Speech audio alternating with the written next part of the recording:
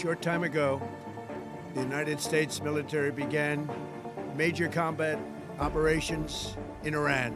20 میلیون بشکه نفت از این منطقه غارت می‌کردن و می‌بردن. حالا یه مقدارش فروش می‌رفت مبالغ This is Sepah Navy, Iran's Islamic Revolutionary Guard Corps Navy. From now on, all navigating through the Strait of Hormuz is forbidden. No ship in every type is not allowed to pass from the Strait of Hormuz till next notice. This is Sepah Navy, out. Not a single drop of oil will flow from Strait of Hormuz, and if anyone tries to pass it, we will set those ships ablaze. A simple and clear warning from the General Sardar Ibrahim Zabbari and his advisor to the Chief Commander of Iran's IRGC. یه بسته شده هر کس بخواد عبور بکنه قهرمانان فداکار ما در نیروی دریایی سپاه و ارتش اون کشتی‌ها رو با آتش خواهند کشید. And with this warning, Iran have declared that nobody can enter the Strait of Hormuz, and Strait of Hormuz has been closed. इस Strait of Hormuz के बंद होने से oil prices में सीधा impact पड़ेगा। और इसके लिए सबसे पहले जानते हैं स्ट्रेट ऑफ हॉर्मोज की लोकेशन को, जो कि पर्शियन गल्फ को गल्फ ऑफ ओमान से जोड़ता है।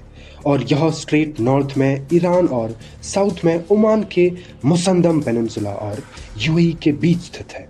It is a narrow but a important maritime choke point with the width of only 33 kilometers. Straight of Hormoz के बंद होने से ऑयल प्राइसेस में सीधा इम्पैक्ट पड़ेगा। Brent prices, which is global benchmark for crude oil, इसमें भी spike देखने को मिला, जहां 2 मार्च तक पर बैरल का प्राइस $77 था। आज 7 मार्च को वही बढ़कर सीधा $94 पर बैरल तक जा चुका है, and which is not a good sign, and all because of strait of Hormuz. तो जानते हैं why this strait is so important to the world.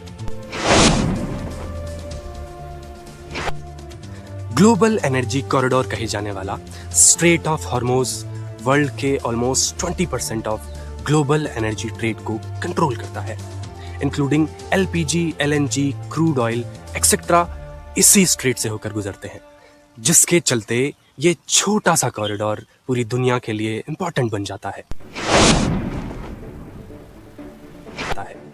और अगर भारत के लिहाज से देखें तो India heavily depends on import of crude oil.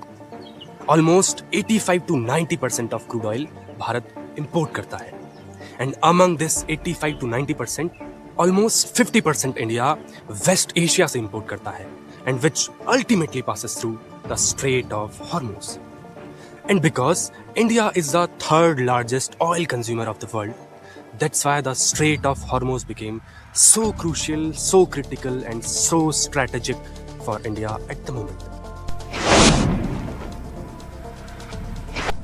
अब ऐसे में disruption in this strait will ultimately impact the oil prices in India.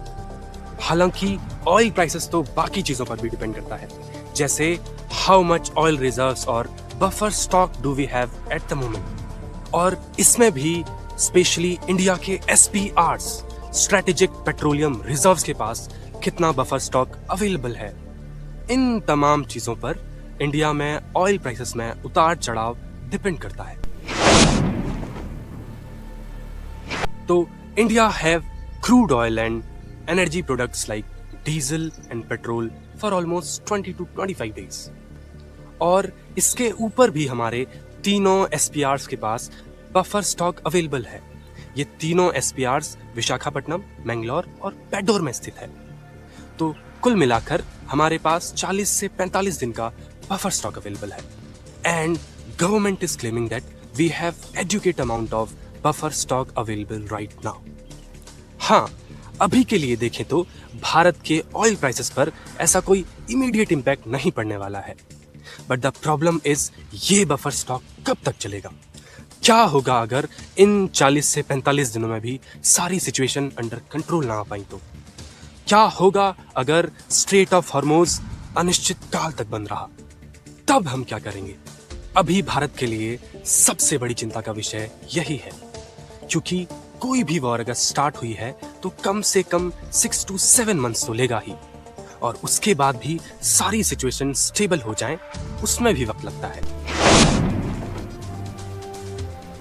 अब ऐसे में भारत के लिए जो चीज सबसे ज्यादा इंपॉर्टेंट बन जाती है वो है what are the alternative options that India can look for. और इन अल्टरनेटिव ऑप्शंस पर हम नेक्स्ट वीडियो में विस्तार से चर्चा करेंगे। Till then stay tuned to Paras की पाठशाला।